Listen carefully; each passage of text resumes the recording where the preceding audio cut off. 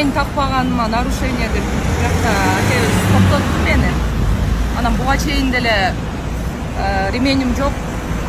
Эфирде сүйлөгөн видеолорум бар келе, ошону эске алып, азыр мени жолдон кармап, эл катар мыйзам чегинде чара көрүп, протокол түзүп атат. Мыйзам баарына бирдей. Башыбыз. Азыр айыппул бизге жазып атат.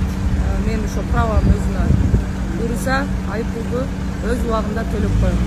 Раз пробканын расчеты менен 20 минут, 30 минут алат эле. Ол жакта кел, чүлдө бар да, через Фрунзенский кел. Азыр болсо тамадага жазып коем. Элдерди киргизип атканда жазып кой деп. Ошол убакта сразу айдап келе калам.